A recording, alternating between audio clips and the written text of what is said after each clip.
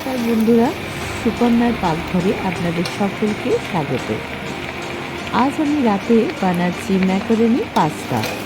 Macaroni pasta খুব সহজেই বানানো যায়। প্রথমে এই ম্যাকারনি পাস্তাটা একটা পাত্রে কিছুটা জল নিয়ে তাতে নুন আর সাদা তেল দিয়ে পাস্তাগুলো ভালো করে সেদ্ধ করে নেব। তারপর একটা ঝুড়িতে ঢেলে সেটা জল ঝরিয়ে নেব।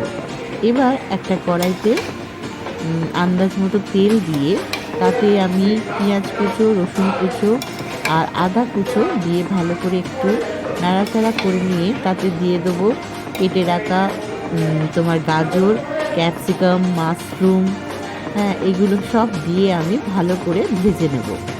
ভালো করে ভেজে নেওয়ার পরে ওতে আমি দিয়ে দেব পাস্তাগুলো ভালো করে নেড়ে চেড়ে তার মধ্যে দিয়ে দিয়েছি আমি স্বাদ মতো নুন, সামান্য গোলমরিচ, চিনি আর ম্যাকারনি পাস্তার একটা সস পাওয়া যায়, সেই সস, সোয়া সস আর টমেটো সস আন্দাজ মতো দিয়ে ভালো করে নাড়াচাড়া করে নেব।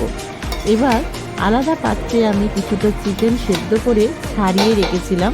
ছাড়িয়ে সেটাকে একটুখানি আমি সাদা তেলে গোলমরিচ আর নুন দিয়ে নেড়ে চেড়ে রেখেছি। সেইগুলো আবার আমি এতে দিয়ে ভালো করে নাড়াচাড়া করে নেব। ব্যাস, আমার হয়ে গেল ম্যাকারনি পাস্তা রাত্রের ডিনার।